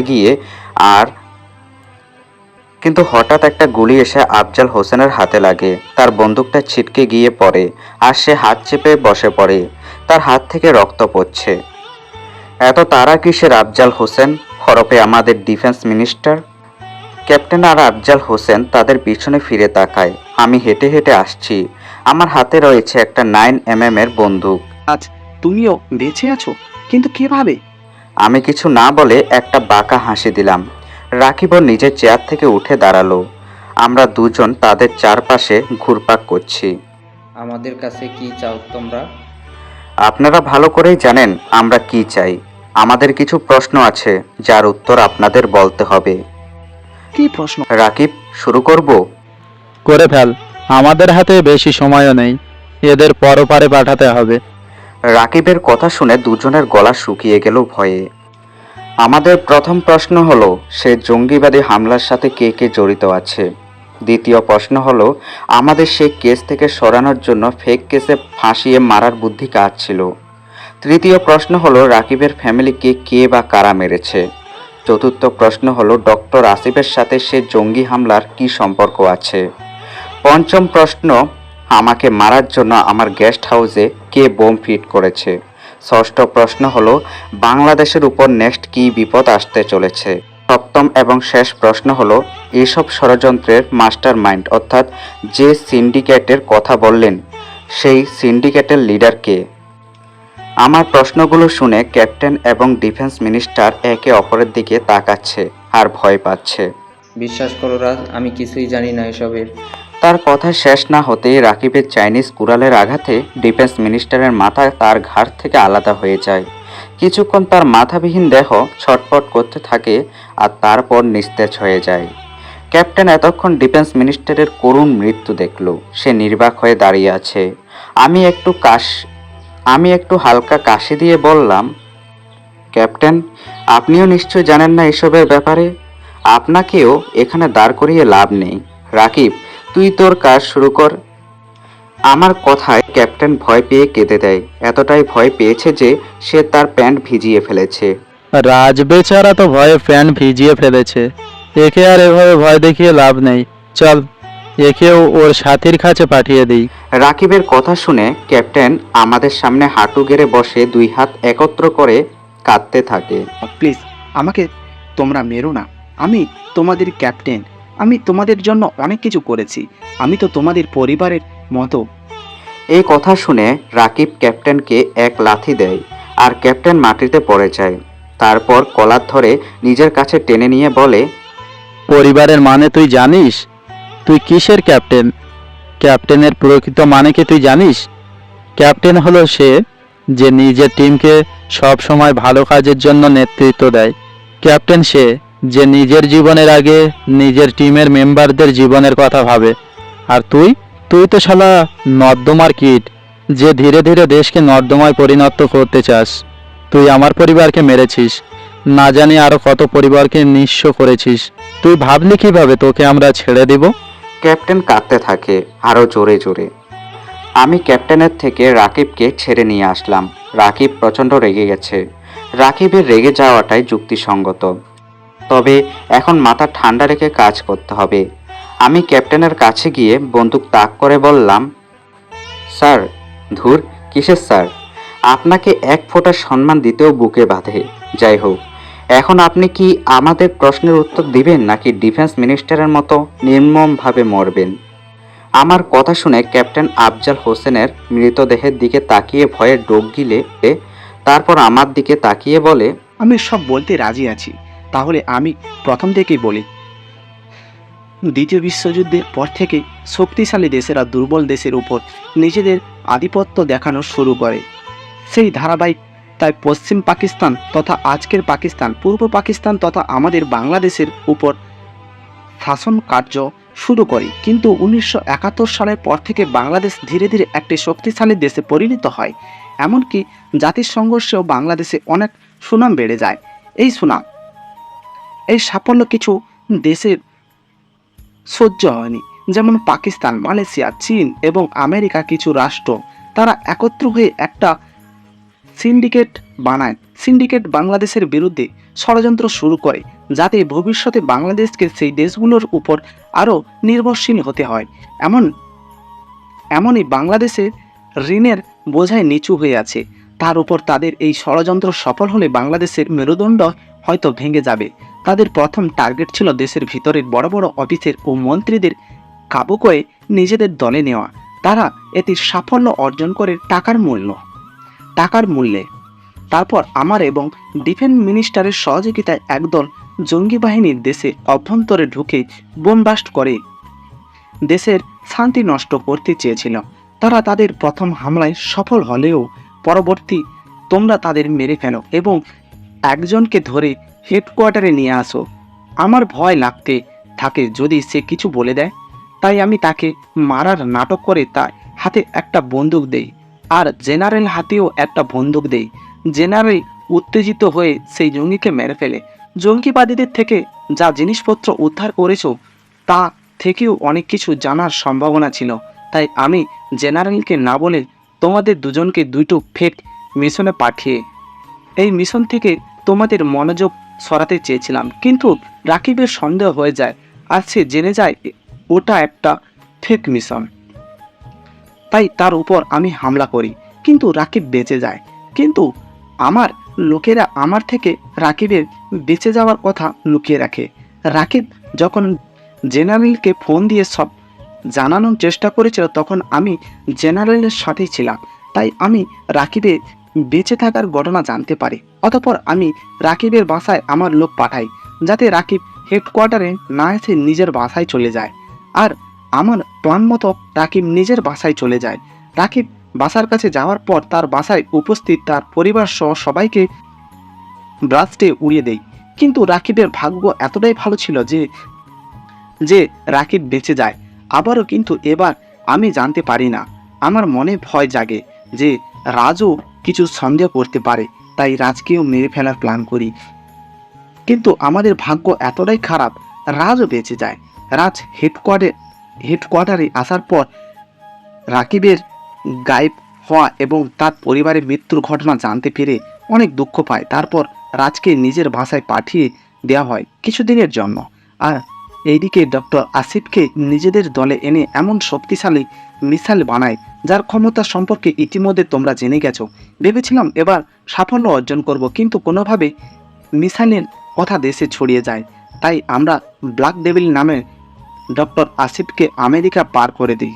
তারপর ও ইন্টেলিজেন্স থেকে খবর বের হয়ে যায় যে ডক্টর আসিফ আমেরিকাতে আছে।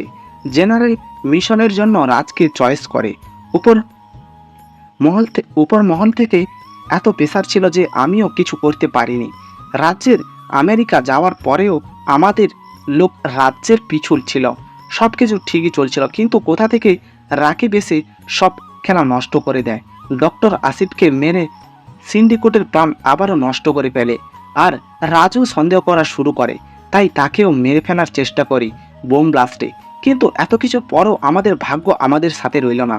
আমি আর কিছুই জানি না, আমাদের ছেড়ে দাও এবার। আমরা দুজন ক্যাপ্টেনের সব কথা শুনে রেগে ফুসফুস করছিলাম, কিন্তু তাও মাথা শান্ত রেখে জিজ্ঞাসা করি, দেশের উপর নতুন কী বিপদ আসতে চলেছে? এবার বিপদ অনেক ভয়ঙ্কর। এবার দেশে জলপথ দিয়ে হামলা হবে। চীনের শক্তিশালী সাবমেরিন ইতিমধ্যে বঙ্গোপসাগরের মাধ্যমে বাংলাদেশের নিকটে পৌঁছে গেছে। আমি সাবমেরিনের লোকেশন জানি না। আমরা বাদে দেশের আর কে কে জড়িত আছে তাও জানি না। আমি যা জানতাম সব বলে দিয়েছি, এখন তো আমাকে ছেড়ে দাও। রাকিব ক্যাপ্টেনের কথা শেষ না হতেই রাকিবের চাইনিজ কুড়ালের আঘাতে ক্যাপ্টেনের শরীর থেকে তার মাথা আলাদা হয়ে যায়। আমরা এতক্ষণ সব কথা রেকর্ডিং করেছি। রাকিব, জলপথে আমরা কিভাবে দেশকে রক্ষা করব? রাজ, ভুলে গেলে হবে না যে দেশ বিপদে আছে, আর একজন প্রকৃত দেশপ্রেমী হওয়ার আমাদের যে কোনো মূল্য অসাধ্য সাধন করতে হবে। আর তুই নিশ্চয়ই এটা জানিস যে আমাদের দেশের নৌবাহিনী কতটা শক্তিশালী। কিন্তু নৌবাহিনী তোকে দেখা মাত্রই মেরে ফেলবে, তাই আমাদের জেনারেলের সাহায্য লাগবে। রাকিব কিছু একটা ভেবে মাথা নাড়িয়ে সম্মতি জানায়। আমরা দ্রুত বেরিয়ে পড়ি হেডকোয়ার্টারের উদ্দেশ্যে। হেডকোয়ার্টারের সব অফিসাররা আমাদের দিকে অবাক হয়ে তাকিয়ে আছে, এমনভাবে তাকিয়ে আছে যেন ভূত দেখেছে। এইভাবে তাকিয়ে থাকার কারণ আছে। একে তো রাকিব অনেক মাস ধরে গায়েব, আর রাকিব যে মাফিয়া কিং তা বাকি এজেন্টরা জানে না। আমাকে দেখেও অবাক হওয়ার কারণ হলো ক্যাপ্টেন সবাইকে জানিয়ে দিয়েছে যে আমি মারা গেছি। আমরা সোজা জেনারেলের চেম্বারে চলে যাই। সেখানে তিনি আমাদের দুজনকে একসাথে দেখে খুশিও হয়, আবার অবাকও হয়ে যায়। রাকিব, রাজ, তোমরা দুইজন একসাথে? ক্যাপ্টেনকে কোথাও খুঁজে পাওয়া যাচ্ছে না, তার মোবাইল ফোনও বন্ধ। আমরাই তাকে মেরেছি। হোয়াট? কিন্তু কেন? কিছু বলার আগে কিছু কথা শুনে নিলে ভালো হবে। রাকিব রেকর্ডিং চালু করে জেনারেলকে শোনায়। জেনারেল মন দিয়ে রেকর্ডিং শোনার পর তিনি নিজের চেয়ারে বসে পড়লেন।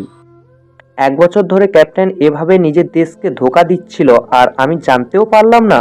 রাকিব, আমি তোমার কাছে ক্ষমা চাইছি।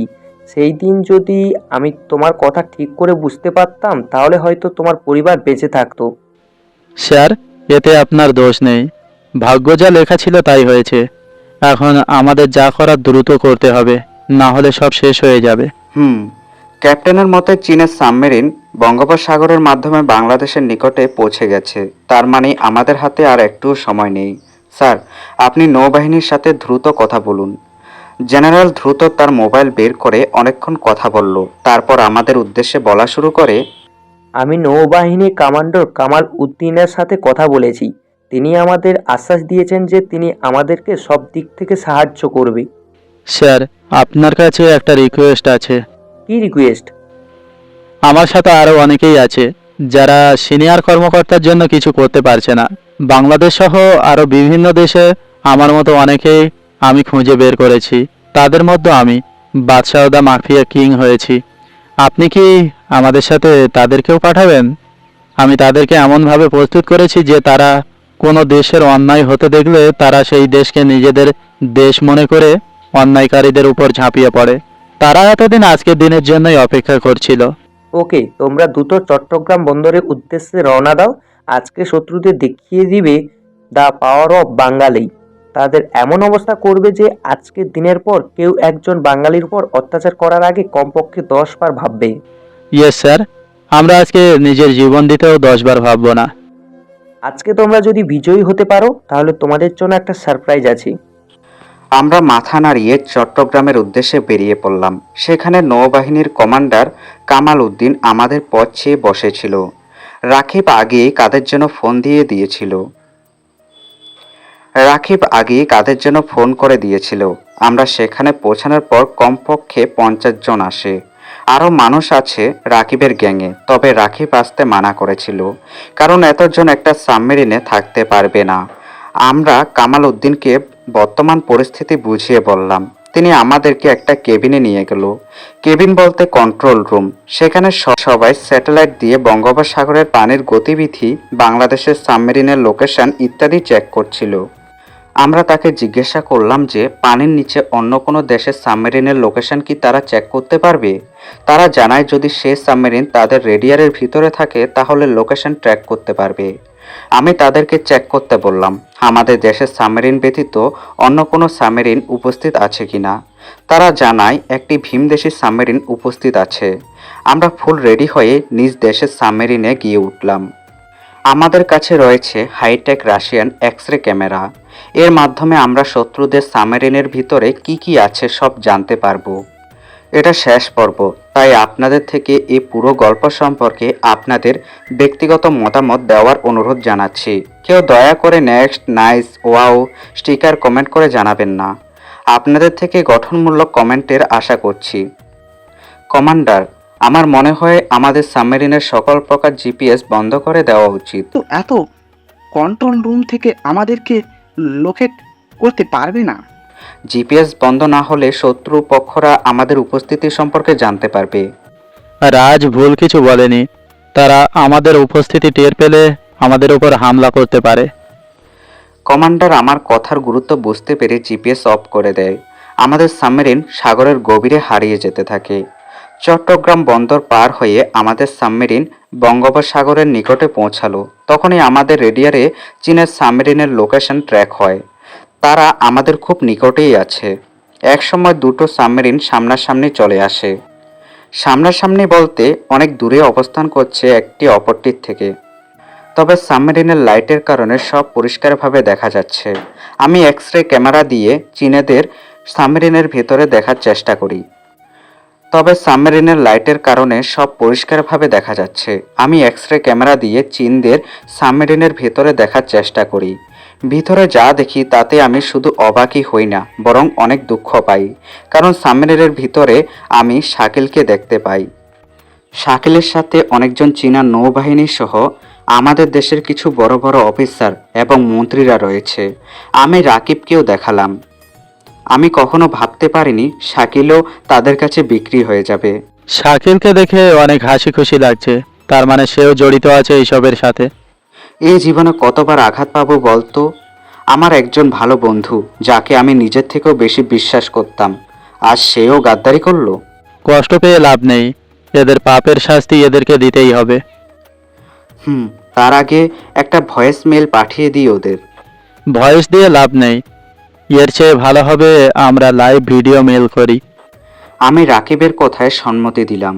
কমান্ডার লাইভ ভিডিও চালু করে, যা শত্রুপক্ষের সাবমেরিনের কম্পিউটার স্ক্রিনে ফুটে ওঠে। শাকিল, কি খবর বন্ধু? ও সরি, তোকে তো বন্ধু বলা যাবে না, তুই তো আমাদের শত্রু। তা কেমন চলছে দিনকাল? শাকিল আমাকে আর রাকিবকে একসাথে দেখতে পেয়ে চমকে ওঠে। করছে তোরা দুজন একসাথে সাবমেরিনে কি করছিস? তেমন কিছু না, তোদের এই দুনিয়া থেকে চিরবিদায় জানাতে এসেছি। এ কথা বলে রাকিব কমান্ডারের দিকে তাকায়। কমান্ডার বুঝে যায় তাকে কি করতে হবে। কমান্ডার একটা সুইচে চাপ দেয় আর সাথে সাথে আমাদের সাবমেরিন থেকে একটা মিসাইল বের হয়। মিসাইলটি শত্রুপক্ষের সাবমেরিনকে ছিন্ন ভিন্ন করে উড়িয়ে দেয়।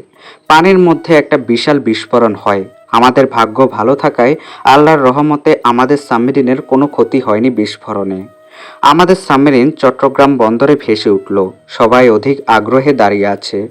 সাবমেরিন থেকে বের হয়ে দেখি সকল নৌবাহিনীর সদস্যরা, আমাদের এজেন্সির সকল এজেন্টরা ও রাকিবের সকল গ্যাং মেম্বার্সরা দাঁড়িয়ে আছে। আমাদের দেখা মাত্রই সবাই আনন্দের উল্লাসে মেতে উঠল। ততক্ষণে বিস্ফোরণের খবরটা দেশে ছড়িয়ে পড়ে, তাই সকল সাংবাদিকরা ঘিরে ধরেছে আমাদের। আমাদের আসল পরিচয় ইতিমধ্যে ফাঁস হয়ে গেছে সাধারণ জনগণের কাছে। হঠাৎ করে ভিড় থেকে তামান্না আর রাহুল বেরিয়ে আসলো। হঠাৎ দেখি ভিড় ঠেলে তামান্না আর রাহুল বেরিয়ে আসে। তামান্না আমাকে জড়িয়ে ধরে কাঁদতে থাকে। এমন সময় জেনারেল আসলো। গুড জব বয়েজ, আজ পুরো দেশ তোমাদের উপর গর্বিত। তোমাদের বলেছিলাম না এই মিশন তোমরা সাকসেসফুল হলে তোমাদের জন্য একটা সারপ্রাইজ আছে। কি সেই সারপ্রাইজ? সেই সারপ্রাইজ শুধু তোমাদের জন্য না, বরং তোমার আশেপাশের যেসব দেশ ভক্তরা রয়েছে সবার জন্য। আমি সিন্ডিকেটের ঘটনা জাতিসংঘে জানাই, তারা দ্রুত অ্যাকশন নিবে জানায়। তারা বিশ্বে শান্তি বজায় রাখার জন্য সর্বদা কাজ করেছে। আমি তাদের রাকিব তোমার ঘটনা জানাই, তুমি কিভাবে দেশ রক্ষার জন্য মাফিয়া কিং হয়েছো। আমি তাদের অনুমতি নিয়ে বিশ্বের বিভিন্ন পাওয়ারফুল এবং দুর্বল দেশগুলোর ডিফেন্স মিনিস্টার সাথে আলোচনা করে একটা সংগঠন করার সিদ্ধান্ত নেই। কিসের সংগঠন স্যার?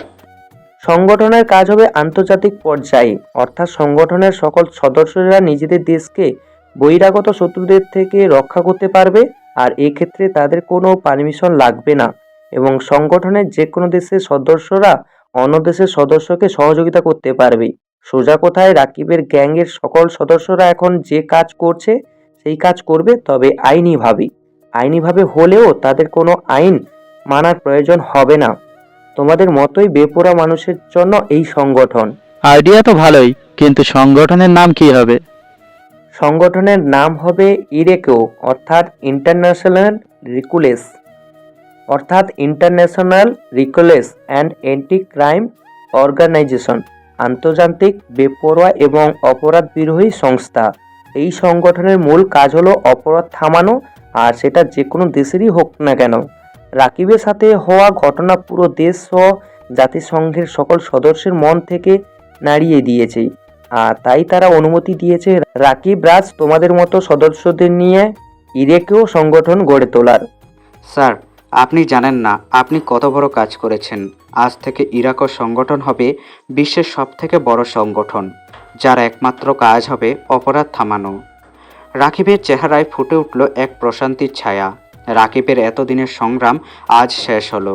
আজ থেকে আমাদের নতুন জীবন শুরু হবে এক নতুন যাত্রা, যেখানে আমাদের সাথে থাকবে নিজ দেশবাসী সহ আরও বিভিন্ন দেশের এজেন্টরা।